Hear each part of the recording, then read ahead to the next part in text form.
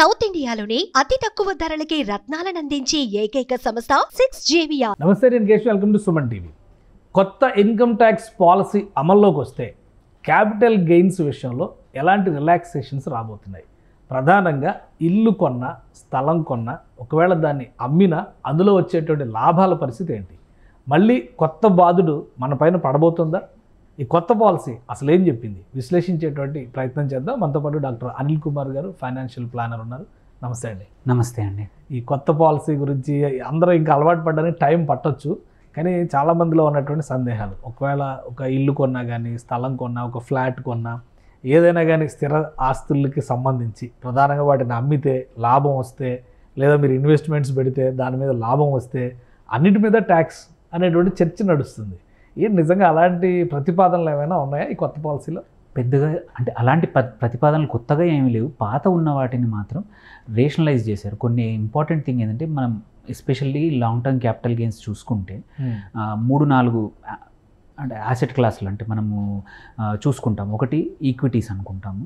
ఈక్విటీస్లో same ఇంతకుముందులాగే 1 year పైన invest చేస్తే long term capital gains apply అవుతుంది. 1 year తర్వాత ఎప్పుడు అమ్మేసినా కానీ వచ్చిన లాభాన్ని LTCG. రియల్ ఎస్టేట్కి వెరీ సింపుల్గా 3 years చేశారు. వెరీ క్లారిటీ ఇచ్చేశారు. అలాగే ఇంతకుముందు కన్నా ఒక మేజర్ చేంజ్ ఏంటంటే, ఇంతకుముందు FDs బదులు అందరూ ఇప్పుడు డెట్ మ్యూచువల్ ఫండ్స్లో పెట్టుకుంటున్నారు. వాటిలో 3 సంవత్సరాల మినిమం ఉంచాలన్నమాట. ఇది 3 years తర్వాత అయితేనే LTCG ఉండేది, దాన్ని 2 సంవత్సరాలకు చేశారు. సో అదొక రకంగా మంచిదే, ఎందుకంటే చాలామంది FDల బదులు అక్కడ ఇన్వెస్ట్ చేసుకోవచ్చు. సో కాకపోతే మేజర్ చేంజ్ ఏం జరిగింది, మీరు చెప్పినట్టు రియల్ ఎస్టేట్. సో చాలా ఏంటంటే కొనేసి అమ్మడం అనేది ఫ్రీక్వెంట్గా చేస్తాం. ఫ్రీక్వెంట్గా చేసినప్పుడు దాన్ని మినిమం 3 years పైన ఉంచితే తర్వాత ఎప్పుడు అమ్మినా కానీ లాంగ్ టర్మ్ క్యాపిటల్ గెయిన్, అంతకన్నా తొందరగా అమ్మితే short term capital gain. So ఈ లాంగ్ టర్మ్ క్యాపిటల్ గెయిన్ ఏంటంటే, ఒక 2-3 వెసులుబాట్లు ఇంతకుముందు ఉన్నవి ఇప్పుడు కూడా కంటిన్యూ చేస్తున్నారు. మీకు వచ్చే లాభం ఏదైతే ఉందో, ఒక ప్రాపర్టీ మనము ఒక X ప్రైజ్ కొన్నాము, ఒక 2Xకి అమ్మేసాము, ఒక 100 రూపాయలకు కొని 200కు అమ్మినప్పుడు 100 రూపాయల లాభం. దాన్ని కావాలంటే రెండు పద్ధతిలో ఇప్పుడు మనం అవాయిడ్ చేయొచ్చు ట్యాక్స్. దాని మీద ట్యాక్స్ ఒకటి సెక్షన్ 54 కింద రకరకాల బాండ్స్ ఉన్నాయి. ఇది మన NHA, నేషనల్ హైవే అథారిటీ కానీ, REC కానీ, గవర్నమెంట్ RBI సర్టిఫై అంటే రిలీజ్ చేస్తూ ఉంటుంది ఆథరైజ్డ్ బాండ్స్. ఈ బాండ్స్ ఏంటంటే వితిన్ 1 yearలో కొనేసి, అంటే వచ్చిన లాభాన్ని, వచ్చిన అమౌంట్ని నువ్వు అందులో పెడితే ఏంటంటే ఒక 5 years వరకు లాక్ ఉంటుంది. At the same time interest rate FD కన్నా కొంచెం తక్కువ ఉంటుంది, 5% వరకే వస్తుంది. కాకపోతే ఏంటంటే వచ్చిన లాభం కూడా ఎటువంటి ట్యాక్స్ కట్టాల్సిన అవసరం లేదు. ఒక ట్యాక్స్ ఫ్రీ బాండ్స్ అన్నమాట. Tax free bonds. లేదు అంటే ఇంకొక ప్రాపర్టీ నువ్వు ఆ వచ్చిన లాభాన్ని నెక్స్ట్ 1 year లోపల, క్యాలెండర్ ఇయర్ లోపల కొనే అవకాశం ఉంది. సో ఈ పద్ధతిని వాడుకొని ఏంటంటే, ఇది కంటిన్యూస్గా సైకిల్ వాడేవాళ్ళు ట్యాక్స్ అనేది అవాయిడ్ అయిపోయేది పర్మనెంట్లీ.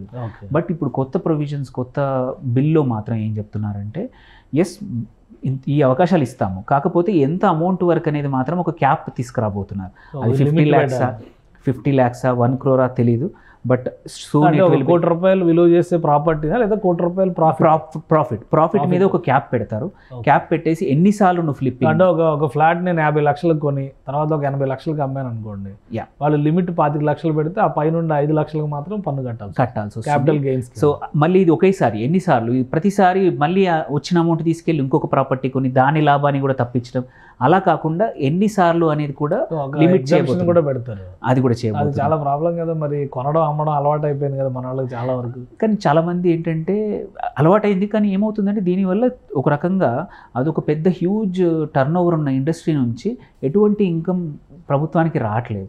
సో దీనివల్ల కంప్లైంట్స్ పెరుగుతుంది. At the same time prices మీద కూడా కొంచెం క్లారిటీ వచ్చే అవకాశం ఉంది. చాలామంది ఏంటంటే ఎలాగూ ట్యాక్స్ తప్పించాలని మళ్ళీ నువ్వు స్పెక్యులేటివ్ ఇన్కమ్, అంటే ఒక చోట అవసరం ఉన్నా లేకున్నా సరే ట్యాక్స్ కట్టకుండా రేట్ పెంచి మరీ కొనేసుకుంటున్నారు.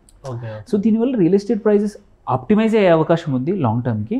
బట్ దీనివల్ల స్పెక్యులేటివ్ చేస్తున్న రియల్ ఎస్టేట్ కంపెనీల పైన ప్రభావం చూపిస్తే కొనే వాళ్ళ పైన పడవచ్చు. కొనే వాళ్ళకి మంచి జరుగుతుంది, ఎందుకంటే ఎవరైతే సీరియస్గా కన్జ్యూమ్ చేద్దాం అనుకుంటున్నారు, అంటే ఉందాము కొనడానికి, వాళ్ళకి మాత్రం ఎటువంటి ఇబ్బంది ఉండదు. ఎవరైతే స్పెక్యులేషన్లో ఆర్ ఇన్వెస్ట్మెంట్ పర్పస్లో కొన్న వాళ్ళకి మాత్రం కొంత ఇబ్బంది ఉండొచ్చండి. స్థలాలు కొంటే ఎక్కువ ఇబ్బంది ఉంటుందా, లేదా ఫ్లాట్లు? ఇది ఎటువంటిదైనా సరే సేమ్ సో ఏ ప్రాపర్టీ అయినా ఒకటే rule apply. Long term capital gain నువ్వు 3 years పైన నీ ఓనర్షిప్ ఎన్ని రోజుల తర్వాత ఎప్పుడు అమ్మినా సరే LTCG అప్లై అవుతుంది. 3 years లోపల వచ్చే లాభానికి short term capital gain apply అవుతుంది. పర్సంటేజ్ తక్కువ ఉంటుందా? లేదండి, ఆ పర్సంటేజ్ కొంచెం తక్కువ ఉంటుంది, బట్ ప్రాఫిట్ కూడా 3 years లోపల తక్కువ కాబట్టి ఎక్కువ గ్రోత్ ఉండదు కాబట్టి. అవును. సో దాని మీద మినిమం అమౌంట్. కాకపోతే ఒకటి ఏంటంటే మాత్రం మంచి కంటిన్యూ చేస్తున్నారు ఏంటంటే indexation. Long term capital gain పైన ఇండెక్సేషన్ మాత్రం ఉంచారు.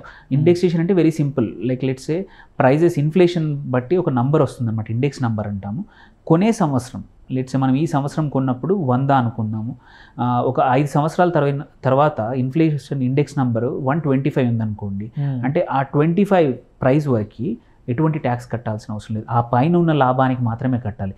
సో ఇండెక్సేషన్ అనేది మాత్రం ఇంకా రియల్ ఎస్టేట్లో అలాగే కంటిన్యూ చేస్తున్నారు. అదొక రకంగా మంచిదే అనమాట. సో ఈవెన్ గోల్డ్ పైన కానీ ఈవెన్ రియల్ ఎస్టేట్ పైన మాత్రం గోల్డ్ మీద మనం సపరేట్గా మళ్ళీ మాట్లాడదాం. కానీ ఇప్పుడు ప్రాపర్టీస్ అమ్మాలన్నా కొనాలన్నా సేమ్ ఈ రూల్ అప్లై అవుతుంది.